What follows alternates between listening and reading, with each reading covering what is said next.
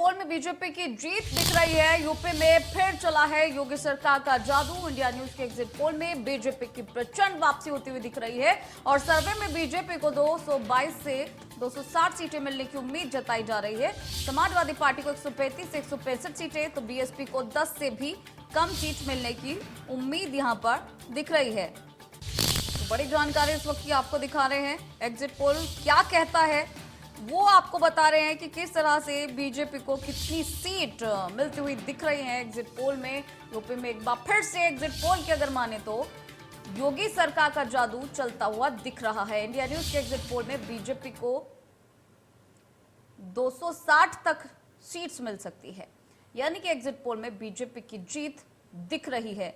समाजवादी अगर पार्टी की बात करें तो 135 से 165 सीट दिख रही है। वही बीएसपी काफी पीछे है क्योंकि लगभग 10 से भी कम सीटें यहां पर बीएसपी को मिलती हुई दिख रही हैं। तो बेहद ही महत्वपूर्ण जानकारी, क्योंकि अब सवाल कई खड़े हो जाते हैं कि एग्जिट पोल के हिसाब से अगर देखें तो अब आगे जयंत चौधरी के राजनीतिक भविष्य का क्या होगा। अखिलेश जिनको 165 तक सीटें मिल रही हैं 135 से, अखिलेश अब आगे अपने संगठन को किस तरह से मजबूत करेंगे, क्या जिस तरह से धुआंधार रैलियां चलाई गई हैं उसका असर होगा। लखनऊ से रजनीश पांडे हमारे साथ जुड़ गए हैं। अब रजनीश, क्योंकि एग्जिट पोल की अगर बात माने, नजर डाले तो बीजेपी सबसे ऊपर दिख रही है और दूसरे नंबर पर आती है सपा पार्टी, तीसरे पर बीएसपी, वो भी बहुत ही पीछे है। 10 से कम सीटें मिलने का यहां पर अनुमान जताया जा रहा है। आपसे जानकारी चाहेंगे। जिनकी बात इंडिया न्यूज का सर्वे आया है, कहीं ना कहीं लोगों ने इसे इत्तेफाक से जरूर रख रहे हैं। हालांकि विपक्षी पार्टी अगर समाजवादी पार्टी की बात करें, कांग्रेस की बात करें, बहुजन समाज पार्टी की बात करें, ये सारे लोग नकार रहे हैं। लेकिन कहीं ना कहीं जो एग्जिट पोल आया है, जिनकी बात के इंडिया न्यूज का सहित तमाम और लोगों की जो एजेंसियां है सर्वे की है, कहीं ना कहीं समाजवादी पार्टी के जो वर्कर है थोड़ा सा जरूर हताश और निराश दिख रहे हैं। और भारतीय जनता पार्टी के कार्यकर्ताओं में जोश है, उनका वही नारा है कि आएंगे तो योगी ही आएंगे।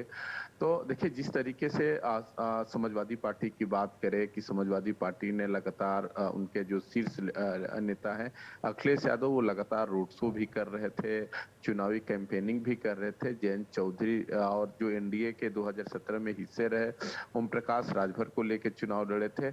लेकिन जिस तरीके से एग्जिट पोल आया है, कहीं ना कहीं समाजवादी पार्टी के लिए परेशानी तो है ही।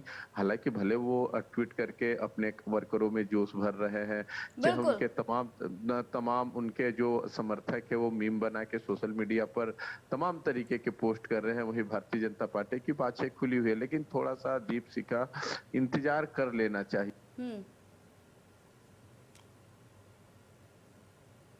बिल्कुल बिल्कुल रजनीश, ये भी एक सवाल है आपसे कि अखिलेश यादव ने जो मुद्दे उठाए थे, क्या उनका कोई असर नहीं हुआ? क्योंकि सपा पार्टी को 135 से 165, जो कि उनके अनुमान से बहुत कम है। दीपशिखा, थोड़ा सा 2017 का भी चुनावी फैक्ट समझना पड़ेगा आपको। 2017 में इनके पास 48 सीटें थी, तो कहीं ना कहीं समाजवादी पार्टी ने ग्रोथ किया है। अगर इंडिया न्यूज की सर्वे की बात करें तो उसमें जो 160 सीट दिखाई दे रही है तो माना जा रहा है। हाँ, रही बात सरकार की, तो 2012 में भारतीय जनता पार्टी के पास मात्र 45 विधायक थे, लेकिन वही 2017 में इनका आंकड़ा 325 चला जाता है। माफ कीजिएगा, इनके पूरे अलायंस को 325 पार चला जाता है। तो कहीं ना कहीं है, लेकिन समाजवादी पार्टी ने जिस तरीके से लड़ा, अभी तक भी मामला, अगर सर्वे की बात दिगर है, सर्वे पर तमाम तरीके से राजनीतिक दलों की प्रतिक्रिया आ रही है। मैंने पहले ही कहा कि कुछ लोग वेस्ट बंगाल के सर्वे को अपने सोशल मीडिया पे वायरल कर रहे हैं, जो पिछले साल वेस्ट बंगाल में चुनाव हुआ था, और अपने लोगों में दिलासा दे रहे हैं कि वेस्ट बंगाल का एक बार आप लोग इन चैनलों का एग्जिट पोल देखिए, पढ़िए, समझिए और उसका परिणाम क्या हुआ आप लोगों के सामने है। लेकिन अगर सारे लोगों की बात किया जाए, जन की बात पे लोगों का भरोसा इसलिए है कि जन की बात शुरू से ही अपना जो एक था कि 222 से 260, 235 से 245 वो लगातार उसी के इर्द गिर्द रहा। लेकिन कुछ चैनलों ने बहुत पहले 300 के प्लस के पार दिखा रहे थे, हाँ 315 दिखा रहे थे, तो लोगों के मन में एक जरूर था कि जिस तरीके से नेट टू नेट लड़ाई हो रही है क्या होगा।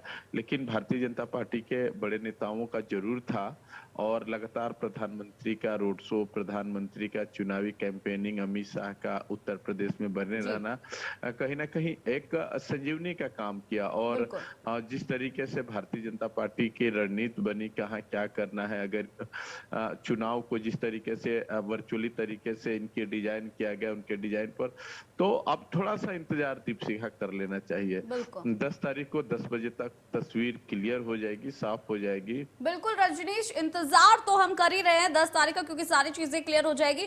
वहीं अगर अभी फिलहाल एग्जिट पोल्स को देखें तो ओम प्रकाश राजभर के बारे में अगर बात करें तो अब आगे उनका राजनीतिक करियर की बात करें तो आगे वो किस तरह का होगा, क्योंकि एग्जिट पोल्स के अनुसार तो काफी पीछे है। देखिए दीपशिखा, सही बात है कि पॉलिटिकल पार्टियां जब उनका फेवर में नहीं होते हो तो उनके जो वर्कर समर्थक होते हैं हमलावर हो जाते हैं। हम भविष्य नहीं बात सकते कि ओम बिल्कुल प्रकाश सही। राजभर का क्या होगा, क्योंकि ओम प्रकाश राजभर 2017 में के विधानसभा चुनाव में वो अलायंस के हिस्से रहे, लेकिन 2019 में वो एनडीए से अलग हो गए थे। तो देखिए राजनीति में कहा जाता है तो बिल्कुल कोई सही। किसी का ना परमानेंट दोस्त होता है ना परमानेंट दुश्मन होता है, क्योंकि भारतीय जनता पार्टी के सामने 2024 का भी चुनाव एक बड़ा चैलेंज है, क्योंकि उनको दिल्ली फतेह करना है।